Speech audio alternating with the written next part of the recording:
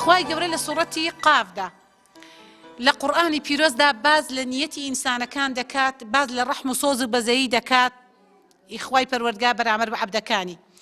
خوای گەورە دەستەواژەی من حەبل الوەریدی بەکارهێناوە بۆ ئیماندار، بۆ ئینسان. دەفەرمێ ئەو شادەمارەی کە لە دڵدا خوێنبەر و خوێنهێنەرە ڕەبتە بە جەستەتەوە، ڕەبتە بە دڵتەوە، بە ئەندازەی خوا نزیک نییە. دڵێک خوێنبەر و خوێنهێنەرە، پاڵفتەکەری خوێنە، ڕاگری دڵە، ڕاگری جەستەیە، ڕاگری ڕوحە. خوای پەروەردگار دەفەرمێت کە دەفەرمێت من حەبل الوەرید، خوا نزیکترە لە ترپەی ئەو دڵە. ئاگای لێیە ئەو دڵە بۆ کێ لێ دەدات؟ بۆچی لێ ئەدات؟ ئامانج و مەبەستی چییە؟ خوانیەتەکانمان ساخ و پاک و خالیسکەی بۆ خۆت ئینشاءالله.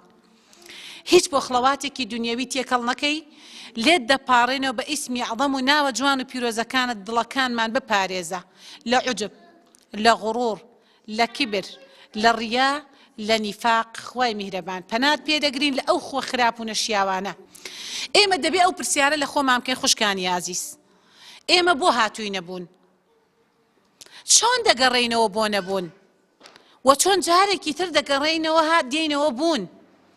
هەر یەکێک لە ئێمە مەفروزە ئەم پرسیارە لە خۆی بکات. ئیشمان چیە لەسەر زەوی؟ خوا بۆ دروستی کردوین؟ بۆ هیناوی نێتە بوون؟ بۆ زەوی بۆ ڕاخستوین؟ بۆ ژیانێکی کاتی پێبەخشیوین؟ بۆ لە دنیای ئەمانەت داین؟ بۆ لەسەر هێڵی سوورین؟ بۆ لە قاعەی ئیمتیحان داین؟ لە سەردەمی نوح پێغەمبەردا عەلەیهی سەڵات وەسەلام گەنجێک، ئافرەتێکی گەنج لەسەر گۆڕی براکەی دەگریا، زۆر بە کوڵ دەگریا. سوارچاکێک بەلایدا تێپەڕی و سڵاوی لێ کرد و فەرمی بۆ ئەوەنە بە کوڵ دەگری بۆ ئەهلی ئەم قەبرە؟ وتی براکەم گەنج بوو بە جوانەمەرگی سەری نایەوە. وتی چەند ساڵ ژیا؟ وتی 360 شتێکی ئاوا. وتی هەستە خەمبار مەبۆ، نیگەران مەبە، ئومەتێک دێنە پێشەوە 60 بۆ 70 ساڵە ژین. ئافرەتەکە لە وەڵامدا ئەزانن وتیتی خوشکانی عەزیز، وتی ئایا خانوش دەکەن تیایدا بژین؟ ئەمە دنیایەک لە واتای هەیە. ئەوەنە پێی کەم بوو. نوح 950 ساڵ ژیا، لیان پرسی ژیان بەلاتەوە چۆن بوو؟ وتی بە ئەندازەی لە دەرگایەکەوە چوو بم داخلی دەرگایەکی تر بوو بم. ئاوا بۆ ژیان لای من. چەندێک بژی هەستی پێ ناکەی، چەندێک بژی و لە ڕۆژت ئەڕوا، لە تەمەنە دەڕوا، هەموو خۆر هەڵاتنێک بۆ خراوابوون لە تەمەنی تۆ دەڕوا بێ ئەوەی هەستی پێ بکەی. کەواتە بە پێی ئەم بەسەرهاتە ژیانی ئێمە زۆر کورت و کەم و ئەمانەتە. کەم کەسەیە بگاتە 100 ساڵ لە ئومەتی محەممەد المصطفى عەلەیهی سەڵات وەسەلام. بەڵام ئێمە لە دنیادا هاتووین خوا کە هێناوینیەتە بوون بۆ ئەوەی چاکەکار بین، بۆ ئەوەی چاکە خواز بین، بۆ ئەوەی سەلامەت بین، بۆ ئەوەی ئیماندار بین، بۆ ئەوەی تەقواکار بین، بۆ ئەوەی خۆپارێز بین، بۆ ئەوەی سەرزەوی لە چاکەکردن و چاکەخوازی بۆ ئاوەدان بکەینەوە، بۆ ئەوەی دەممان سەلامەت بێ، بۆ ئەوەی دەستمان سەلامەت بێ، بۆ ئەوەی فەرمودە شیرینەکانی پێغەمبەری ئازیز و خۆشەویست عەلەیهی سەڵات وەسەلام تەطبیق بکەین لە ژیانماندا کە دەفەرمێ مسلمان ئەو مسلمانەیە کە دەبێت لەسەر لە دەست و دەمی سەلامەت بی. هەمومان دەمرین، هیچ کەسێک ناتوانێت خۆی لە مردن قوتار بکات. بەڵام چه مردنێک؟ ئەو مردنەی کە بە کۆڵێک ئیمان و تەقواوە دەچیتە بەردیوانی خوا، یا بە کۆڵێک گوناه و تاوانەوە. وەخوای گەورە جارێکی تر لە دوای مردن ئەمان هێنێتەوە بوون، واتە یەکەم جار لە نەبوونەوە ئەمان هێنێتە بوون، و دیستان لە بوونەوە دەمان باتەوە بۆ نەبوون، و جارێکی تر لە نەبوونەوە ئەمان هێنێتەوە بوون کە ژیانێکی قیامەتی بێکۆتایە. ژیانی قیامەتی بێکۆتا دەست پێ دەکات خوشکان و دایکانی ئیماندار.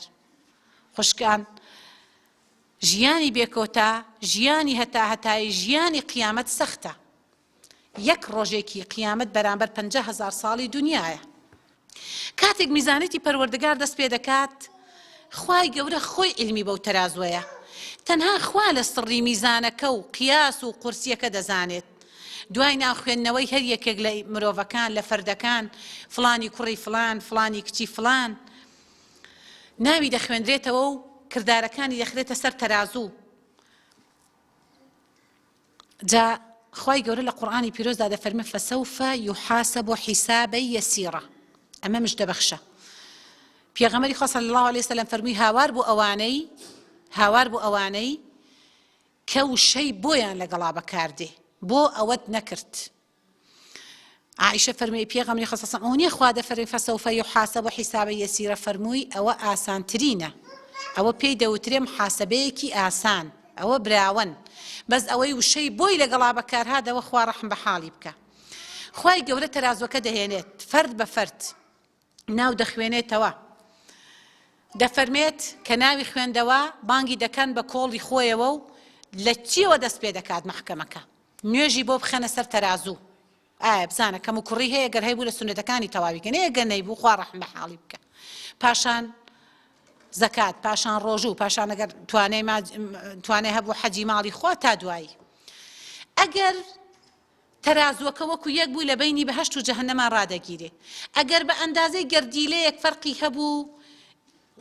بۆ نمونە شەڕزاڵ بوو بەسەر خێرا مەلایکەتی جەهەنەمدا دەبەزن و ئەم لای لێ دەگرن و ئەڵێن بەرەو جەهەنەمی دەبین و کردەوەی جەهەنەمیانەی زۆرە لێرەدا سۆز و بەزەی خوای پەروەردگار بۆ بەندەکانی ئەوەنە زۆرە جاری وایە ئینسانەکان کردەوەی بەهەشتیانەشیان هەیە و جەهەنەمیانەش کاتێک ئەم لاولای لێ دەگرن ئەم کەسە کردەوەی بەهەشتیانی زۆرە مەلایکەتی بەهەشتیش دابەزیۆڵە کردەوەی بەهەشتیانی زۆرە لەم نیقاشەیە خوا بە سۆزی خۆی قورساییەک هەڵەداتە ناو تەرازوەکە و قورسی دەکات بەس ئیتر پێچێن مەجلیسێکی ئاوان نیەتی پاکی لێ نابێ و تەرازوەکە قورس کردبێ شوێن مردوویە کەوت بێ تەرمێکی کفن و دفن کردبێ تەرمێکی شۆری بێ ئاشتەوایی لە بینی ژن و مێردێکدا دروست کردبێ بەدەم هەژار و نەدارێکەوە چوو بێ کەفالێ هەتیبێکی کردبێ بوو بێتە سەبەبی هیدایەتی بۆ یەکێک ئەمانە تەرازوەکەی قورسەکا و خوای گەورە بەرەو بەهەشتی دەبات ئێوەی ئافرەتان پێشەنگن ئێوە ئەجرتان لە برایان زیاترە بە پۆشینی پۆشاکی شەرعی و ئیلتیزام بوونتان بۆ دەقەخوایی کە خوا فەرمانی پێکردوین باڵاپۆشی بکەن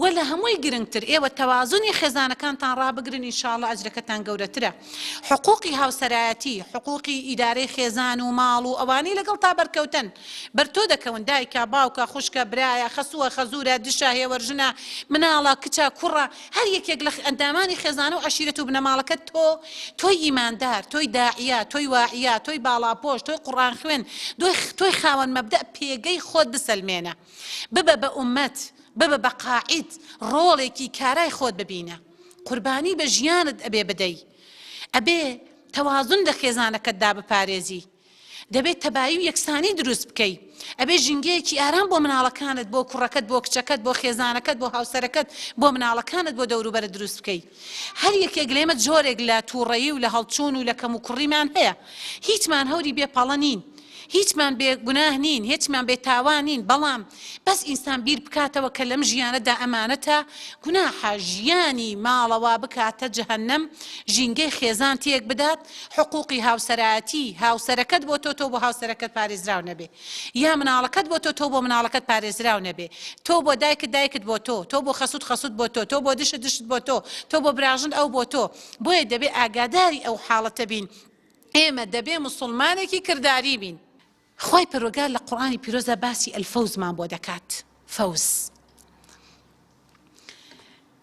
فەوز واتە خوا لەبری نەجاح هێناوێتی واتە بردنەوە خوای پەروەردگار کە لە قورئانی پیرۆزدا لە 16 ئاەتی قورئانە باسی فەوز دەکا بەبێ حیکمەت نییە و 3 جۆر فەوز هەیە بۆ ئینسانەکان فەوز العەظیم فەوز الکەبیر فەوز المبین کە دەڵێن فەوز العەظیم فەوزی یەکەمە کە 11 ئاەتی خوا لەسەری هاتووە فەوز الکەبیر فەوزی دووەمە کە 1 ئاەتی خوای لەسەر هاتووە فەوزی مبین ئاشکرا سێیەمە کە 2 ئاەتی خوای لەسەر هاتووە هیچ ئاەتێکی خوا بێ حیکمەت نییە خوای پەروەردگار بۆ بە نەس باسی ئافرەتدان دەکات با باڵاپۆش بن داوێن پاک بن ڕەوش بەرزن پێغەمبەری خوا سەڵلەم دەفەرمێت ئافرەتێک ئەوەی بینی زمان و بینی ڕانەکانی بپارێزێت کەفیلی چوونە بەهەشت یەکەم لە هەر دەرگایەکەوە حەسکە چەند خۆشە پێغەمبەری خوا زەمان و کەفیلت بێ عەلەیهی السەڵات وەسسەلام باڵاپۆشیەکەت ڕۆژوگرتنت عیبادەتت ئەخلاقی جوانت قورئان خوێندنت قەڵغانە لە بینی تۆ ئاگری جەهەنەمدا هەر ئەو قورئانەی تۆ ئیلتیزامی پێوە دەکەی و تەطبیقی دەکەی و سەری دەخەیت و دەیپارێزی و دعوەی پێ دەکەی لە کردەوە تا ڕەنگەندانەوەی هەیە فریاد ڕەستە لە کاتی گیانکێشان، فریاد ڕەستە لە کاتی داخڵبوونی گۆڕ، فریاد ڕەستە لە کاتی پرسیارەکانی گۆڕ، فریاد ڕەستە لە کاتی ڕۆژی مەحشەر، فریاد ڕەستە لە کاتی پەڕێنەوەی پردی سیرات، فریاد ڕەستە لە بە وەرگرتنی نامەی ئەعمال و کێشانە و پێوانە. قورئان قەلغانە لە بینی تۆ ئاگری جەهەنەم، قورئان بڵنگۆیە، قورئان دەبێتە جوندی لە ڕۆژی قیامەتدا شەفاعەتت بۆ دەکا بە ئینشاڵڵا بیپارێزین سەری بخەین. بربەرەکانەی گەڵ نەفسی خۆتا جیهادە، دان بە خۆداگرتن و کارکردنی چاکە هەر لە خۆیدا دەچێتەوە قاڵبۆ ئینشاءڵڵا کە دەفەرمێ ئولائیکە هم الفائزون، ئەوانە هەمووی براون و نەجاحەتیان هێناوە و ئەهلی بەهەشتن. با ئەو فائیزە لە خۆماندا دەستەبەری بکەین و جێبەجێ بکەین. بردنەوە ڕزگار بوون، نەجات بوون نە بە جوانیە، نە بە بڕوانامەیە، نە بە پۆست و پلۆپایە، نە بە بۆین باخ و چاکەت و پانتۆڵە. تەنها ئین ئەکرەمەکم عیند الله ئەتقاکم، بینی خوا و خۆمان ڕێک بکەین، خوای خاوەن ڕەحم و بەسۆز و بەزەیی لێمان ڕازی دەبێ. دەبینە هەڵگری شیعاری ئەلفەوز، دەبینە ئینشاءڵڵا فەوز العەظیم، دەبینە براوەی یەکەم